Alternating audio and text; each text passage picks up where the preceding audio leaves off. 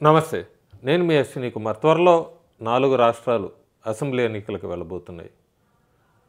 ఎక్కువ శాతం చాలా సర్వేల వరకు కూడా కాంగ్రెస్ కూటమి దాదాపు 3 రాష్ట్రాల్లో అధికారంలోకి వస్తుందంటూ కూడా సోషల్ మీడియాలో హోరెత్తిస్తున్నారు.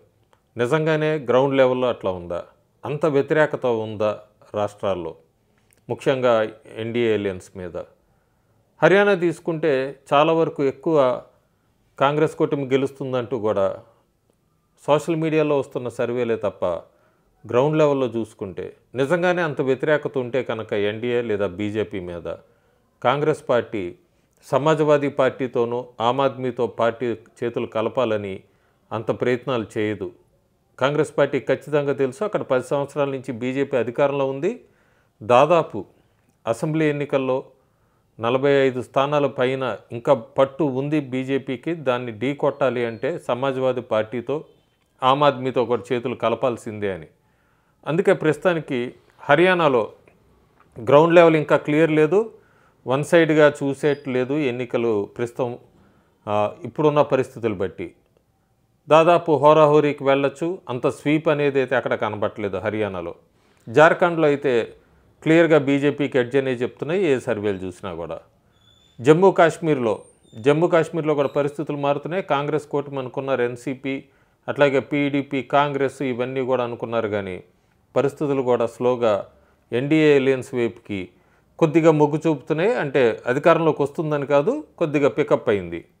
ఇంకా మిగిలిన రాష్ట్రం మహారాష్ట్ర గురించి చాలామంది చాలా రకాలైన సర్వేలు ఎక్కువగా సాంఘిక మాధ్యమంలో మహా వికాస్ వచ్చేస్తోంది, ఎంవీఏ అధికారంలోకి వచ్చేస్తోంది, ఎన్డీఏ వెనకబడిపోయిందని ఒక ప్రచారాన్ని అయితే తెర మీదకి బాగా తీసుకొస్తున్నారు.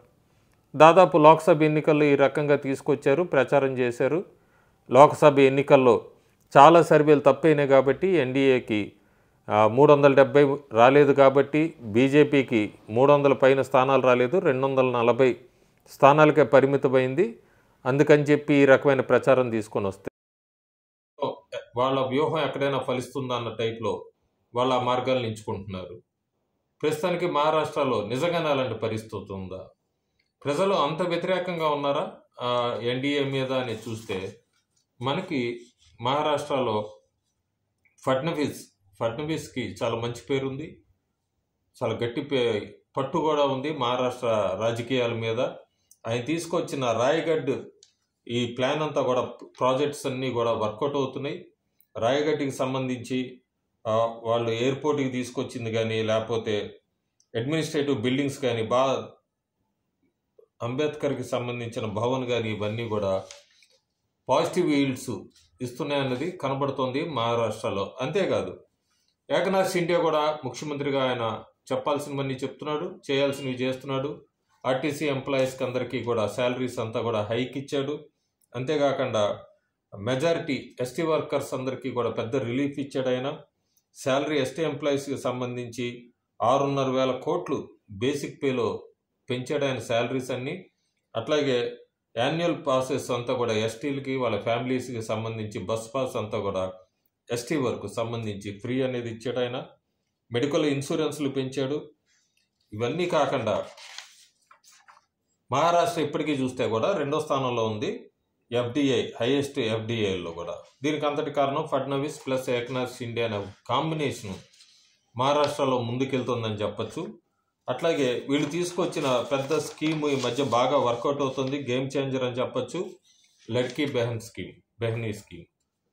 సో ఇవన్నీ గ్రౌండ్లో అక్కడ నడుస్తూనే ఉన్నాయి, కానీ బయట ప్రచారం మాత్రం అయిపోయింది. మహారాష్ట్రలో మహాయుతి అయిపోయింది, మహావికాస్ వచ్చేస్తోంది అనేది ఒక ప్రచారం అయితే చాలా గట్టిగా తీసుకెళ్లడంలో సక్సెస్ అవుతున్నారు కాంగ్రెస్ కూటమి నాయకులు. కానీ గ్రౌండ్ లెవెల్లో మాత్రం ఇందాక నేను చెప్పినవన్నీ నడుస్తూనే ఉన్నాయి. ఇక కొత్తగా చాలా సర్వేలు వస్తున్నాయి. సర్వేలు వచ్చే ముందు 2023లో కూడా ఇట్లాగే పంచాయతీ లోకల్ మున్సిపల్ ఎలక్షన్స్ అన్నీ కూడా ఎన్డీఏ అలయన్స్ వన్ సైడెడ్గా స్వీప్ చేసింది. స్వీప్ చేసినప్పుడు దాన్ని ఆధారంగా తీసుకొని లోక్సభ ఎన్నికల్లో దాదాపు 30 స్థానాల పైన ఎన్డీఏ గెలుచుకుంటుందని చెప్పారు, కానీ బొక్కబొరల పడింది, 17 స్థానాలకి పరిమితమైంది 2024 లోక్సభ ఎన్నికల్లో. ప్రస్తుతానికి ఈ అసెంబ్లీ ఎన్నికలు అనేది అయితే మాత్రం చాలా అందరూ గమనిస్తున్నారు, ఎవరు గెలుస్తారని ఆసక్తిగా చూస్తున్నారు. ఇప్పుడు నేను ఒక లోకల్ వాళ్ళు ఇచ్చిన సర్వే మహారాష్ట్ర ఒపీనియన్ పోల్ 1 అన్నది ఒక నెల కిందట పెట్టాను. ప్రస్తుతానికి టైమ్స్ నో వాళ్ళు కూడా ఒక సర్వే రిలీజ్ చేశారు. టైమ్స్ నో సర్వే మ్యాట్రినెస్తో చేసిన సర్వే చూసుకుంటే కనుక మనం మొత్తం మహారాష్ట్రలో 288 స్థానాలు ఉన్నాయి. ఈ 288 స్థానాల్లో వాళ్ళు కొంతమందిని కొన్ని రకాల ప్రశ్నలు అడిగారు.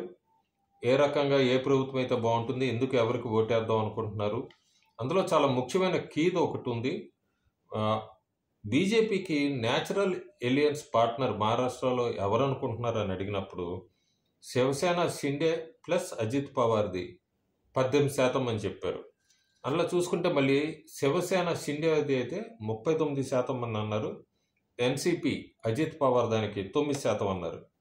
కీ పాయింట్ ఏంటంటే యునైటెడ్ శివసేన అంటే ఉద్ధవ్ ఠాక్రే ప్లస్ ఏకనాథ్ షిండే వీళ్ళిద్దరిదైతే 34% మంది బీజేపీకి ఎలియన్స్ పార్ట్నర్ అన్నది అంగీకరించారు. సో అదొక పాయింట్. ప్రస్తుతం శివసేన చీలిపోయింది కానీ యునైటెడ్ శివసేనకి 34% మంది మద్దతు తెలిపారు. ఇంకా ఏకనాథ్ షిండేకి సంబంధించి వీళ్ళందరూ మీ పనితీరు ఎలా ఉంది ఏకనాథ్ షిండే అని అడిగినప్పుడు దాదాపు వెరీ గుడ్ అనేది 39% అని చెప్పారు. యావరేజ్ 23% చెప్పారు.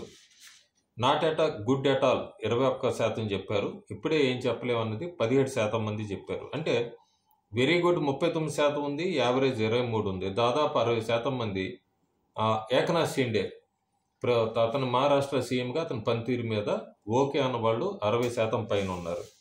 అట్లాగే ఓట్ షేర్ పరంగా చూసుకుంటే కనుక ఎన్డీఏకి 45.8%, ఎంవీఏకి 44.1%, అదర్స్ 10.1%, మళ్ళీ ఆ ఎన్డీఏలో బీజేపీకి 26.2%, శివసేనకి 16.8%, ఎన్సీపీకి 2.8%, ఐఎన్సీ 16.2%, శివసేన ఉద్ధవ్ ఠాక్రే దానికి 14.2%, ఎన్సీపీ శరద్ పవార్కి 13.7%. సో ఇట్లా ఓట్ షేర్ ఉంటుంది. అదే సీట్ రూపేణా మారినప్పుడు ఇవి అట్లా ఉండొచ్చు అండి. 288 స్థానాల్లో ఎన్డీఏ 137 నుంచి 152 మధ్య ఉంటుంది. మహావికాస్ 129 నుంచి 144, అదర్స్ 3 నుంచి 8. ఇందులో పార్టీ వైజ్గా చూసుకుంటే బీజేపీ 83 నుంచి 93, శివసేన 42 నుంచి 52, ఎన్సీపీ 7 నుంచి 12, కాంగ్రెస్ చూసుకుంటే 58 నుంచి 68, ఎన్సీపీ శరద్ పవార్ చూస్తే 35 నుంచి 45, శివసేన యూబీటీ ఉద్ధవ్ ఠాక్రే చూసుకుంటే 26 నుంచి 31. సో ప్రస్తుతానికి ఈ సర్వేని కనుక మనం కన్సిడర్లోకి తీసుకుంటే ఎన్డీఏ తీసేట్టేం లేదు, వన్ సైడ్గా ఏమి ఎక్కడా లేదు. మహారాష్ట్రలో కూడా హోరాహోరీ నడుస్తుందని చెప్పొచ్చు. టైమ్స్ నో మ్యాటర్నేజ్ ఎన్డీఏకి అడ్జిస్తోంది. ఇక్కడ కీ పాయింట్ మనం ఇంకొక పాయింట్ కూడా ఉంది. బీజేపీకి సాలిడ్గా 20% ఓట్ షేర్ ఉంది. కాంగ్రెస్కు ఎప్పుడో కూడా 20% దాటలేదు. సో ఇది కూడా ఒక ఇంపార్టెంట్ ఫ్యాక్టరు. 20% ప్లస్ ఉంది బీజేపీకి, 20% లోపల ఉంది కాంగ్రెస్కు ఓట్ షేరు. సో ప్రస్తుతానికైతే మనం ఎడ్జ్ మారుతుంది. నెల కిందటైతే ఈ ఫిగర్ కూడా లేదు ఎన్డీఏకి లేదా మహాయుతికి. నెమ్మదిగా ఈ స్కీమ్స్ ఇవన్నీ కూడా గేమ్ చేంజర్స్ అవుతున్నాయి. సో ఎక్కడ కూడా వన్ సైడ్గా అనేది అయితే అప్పుడే మనం ఏం చెప్పలేము ఎవరికి కూడా. ఈ సర్వేలు ప్రస్తుతానికి సోషల్ మీడియాలో వస్తున్న సర్వేలంతా కూడా ఇండి ఏలియన్స్కి ఫేవర్గా చేయటానికో లేకపోతే ఒక సైకలాజికల్ గేమ్ ఆడడానికే తప్ప ప్రస్తుతానికి మహారాష్ట్రలో అయితే హోరాహోరీ చూడబోతున్నాము. హోరాహోరీ నుంచి ఎడ్జ్కి వస్తుంది ఎన్డీఏ. జార్ఖండ్లో ఎన్డీఏ ఎడ్జ్లో ఉంది. హర్యానాలో వన్ సైడెడ్గా ఏం లేదు. జమ్మూ కాశ్మీర్లో ఎన్డీఏ పికప్ అవుతుంది. సో ఇది ప్రస్తుతానికి నేను ఇచ్చిన సర్వే కూడా నా సొంత సర్వే కాదు. ఇది డిస్క్లైమర్ కింద పెట్టుకోవచ్చు. ఇది టైమ్స్ నౌ మ్యాటర్నేజ్ ఇచ్చిన సర్వే. Thank you.